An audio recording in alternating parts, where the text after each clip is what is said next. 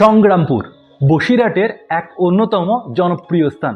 আর এই সংগ্রামপুর অধিক জনপ্রিয় সংগ্রামপুরের দক্ষিণাকালী মন্দিরের জন্য। নমস্কার, আমি সুমন। আজকের ভিডিওটা সংগ্রামপুরের দক্ষিণাকালী মন্দিরের কিছু জানা অজানা কথা নিয়ে। কথিত আছে রাজা কৃষ্ণচন্দ্র রায় স্বপ্নাদেশ পেয়ে মন্দিরের এই বর্তমান জায়গাটি তিনি দান করেছিলেন। এরপর স্থানীয় বাসিন্দাদের সঙ্গে আলোচনা করে তিনি মন্দির স্থাপন করেন। শুরুতে মন্দিরটা ছিল একটা খড়ের চালের, তারপর স্থানীয় ভক্তদের দানে এবং মন্দির কমিটির উদ্যোগে বর্তমান রূপ পায় মন্দিরটা। বঙ্গোপসাগরের কোল থেকে রাজা এই যে পুরোহিত আছে এই মন্দিরে, সেই পুরোহিতদের পূর্বপুরুষদেরকে তিনি নিয়ে এসেছিলেন এবং তারাই বংশ পরম্পরা ধারায় এই মন্দিরে আজ পুজো করে যাচ্ছেন।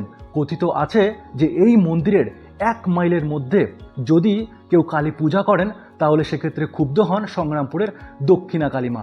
একবার এক ব্যবসায়ী এই কথাকে ভুল প্রমাণ করার জন্য তিনি চ্যালেঞ্জ ছুড়ে দেন এবং বাড়িতে ধুমধাম করে কালী পুজো করেন, যার ফলস্বরূপ তিনি সর্বশান্ত হয়ে যান। এছাড়াও একটা প্রচলিত জিনিস আছে এখানে, সেটা হলো এই মন্দিরের আশেপাশে কিন্তু অনেক চক্রবর্তী পরিবার আছে, কিন্তু তারা কেউ এই মন্দিরে পুজো করতে পারে না। সেই বঙ্গোপসাগরের কোল থেকে নিয়ে আসা পুরোহিতরাই তারা বংশ পরম্পরা ধারায় এখানে পুজো করে চলেছেন।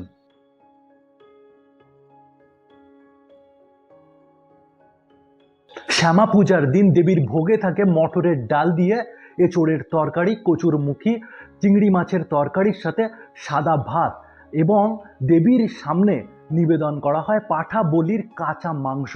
আজ পর্যন্ত এই ভোগের তালিকার কিন্তু কোনো পরিবর্তন হয়নি। সব থেকে আশ্চর্যের বিষয়, শ্যামা পূজার সময় কিন্তু এঁচোড় পাওয়ার কথা নয়, কিন্তু মায়ের আশীর্বাদে কোনো না কোনো ভক্ত ঠিক নিয়ে চলে আসে এঁচোড়।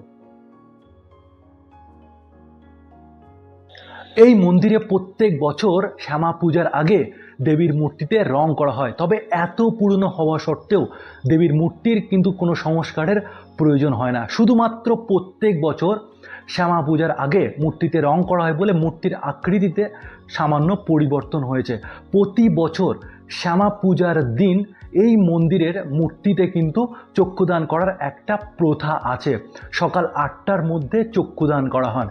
প্রথম একজন শিল্পী আসেন, এসে মায়ের চোখ আঁকেন, তারপর পুরোহিতরা এসে চক্ষুদান করেন। সন্ধ্যার পর শুরু হয় পূজা। ভক্তদের বিশ্বাস, মা কালী এখানে লাল পেড়ে শাড়ি পরে ভক্তদের খোঁজ নিতে গভীর রাতে গ্রামে ঘুরে বেড়ান।